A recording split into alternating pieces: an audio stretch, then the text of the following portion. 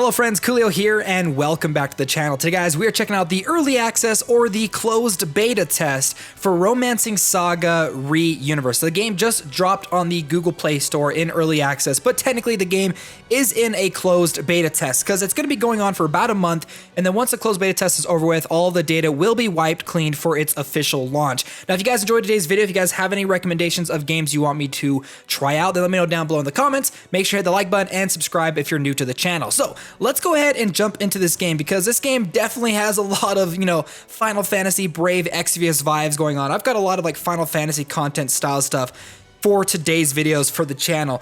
Now this game is actually pretty interesting, and the most interesting part about the game definitely has to be its character progression. But before we get into that, let's go ahead and actually jump into the combat, because the combat of this game is going to be really similar to anyone that's played any of like the Final Fantasy Brave Exvius or any of those styles of gameplay. It's mainly like you can turn on auto combat. They've got normal attack where like your characters will just do their basic attack, and they've got a full power auto, which basically allows them to use all of their abilities. I'm actually going to go ahead and turn it off and show you guys kind of what the actual gameplay is going to look like. Now, how it kind of works out is you have all of your different characters on the far right, and they have a bunch of different abilities. Now, they can use battle points to activate more powerful versions of those abilities, and the more they use their abilities, the better they become at those specific skills. Now, this is where the progression kind of comes into play, because it's all about using your characters as most and as frequently as you possibly can, and the more that you use them, the better that they get. Not simply just by getting experience points by leveling them up, which they do have a little bit of a twist on that, which I'll talk about later in the video. But the cool thing about this is, for example, my Polka guy here, Polka Linwood dude, this character, if I use his brusque slice, the more I use it, the more experience it gets, and then I'll be able to rank up that ability, making it more powerful. Now, there are some pretty interesting things that can actually happen with certain characters.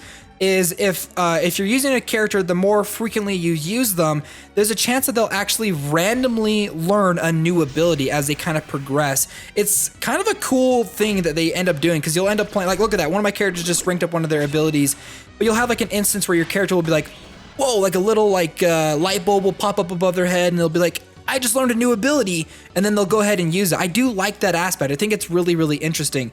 Most of the time, though, you're probably just going to be turning on your full power auto combat and allowing your characters to go from stage to stage, defeating the enemies, getting as much grinding in as possible to level up their special abilities and their skills and to learn new abilities.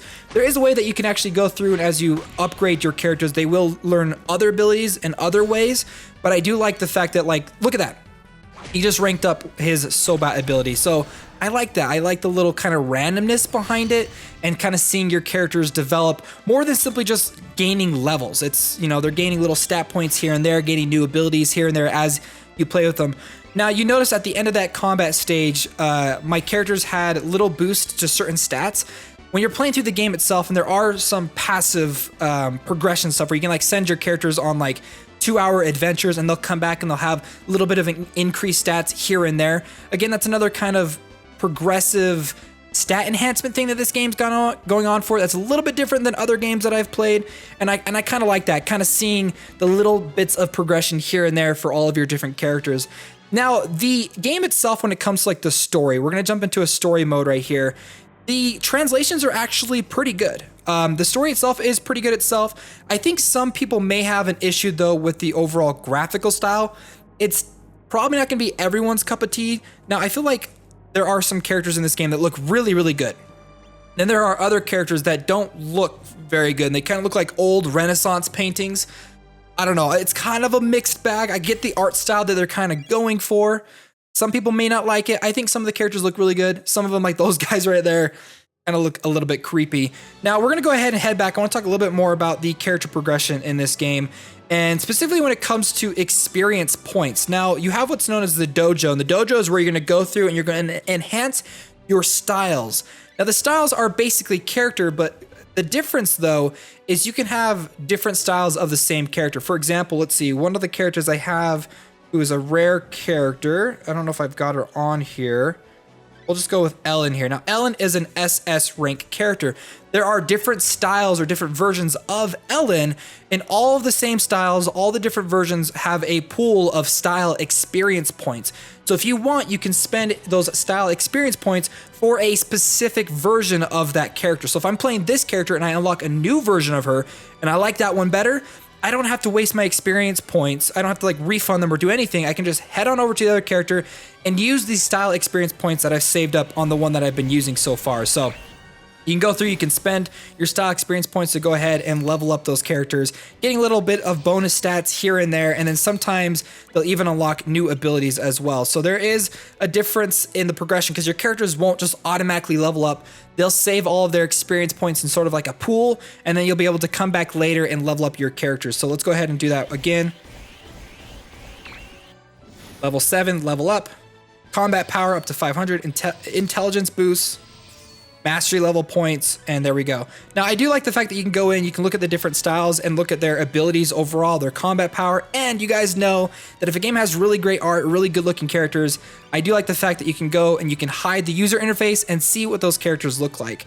Now, the last thing I'm going to talk about, because this is in closed beta test and a lot of this stuff is going to eventually end up being wiped, and then the official launch will come down probably in about a month, month and a half, is we're going to go in and we're going to do a bunch of summons. Now, the game has a lot of events kind of going on right now for the closed beta test, and they are giving out a ton of free premium currency simply just by playing through the game itself. So let's go ahead and we're going to claim some more currency for our account and then see if we can't get some more from the start dash missions.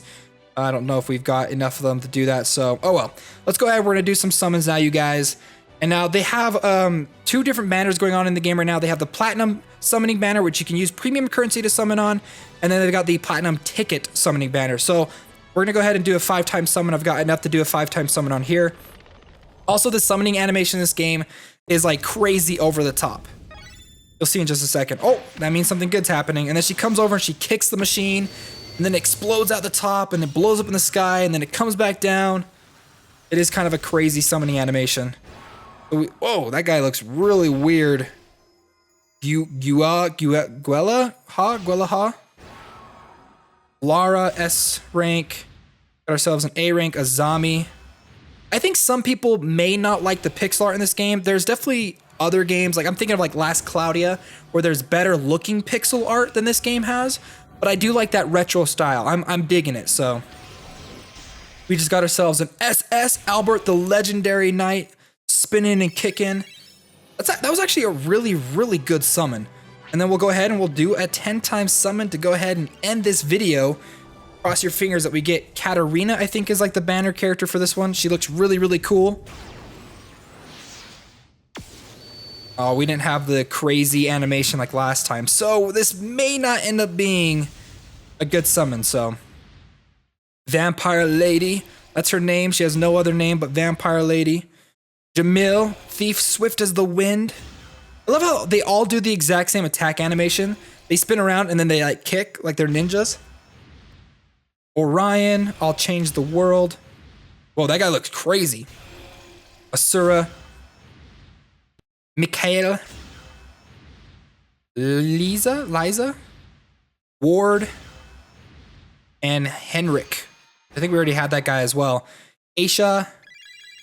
And there we go. So we actually ended up getting a couple of duplicates. The duplicates do turn into the shards, which you can use to go and enhance and upgrade your other characters. There you guys go. Romancing Saga Re-Universe in closed beta test. I will have a link down below for those of you guys that are interested in playing the game right now. I've been enjoying it. It's got that old school feel, sort of like a little bit of an enhanced version of Final Fantasy Brave Exvius. You know, just kind of a new version of that.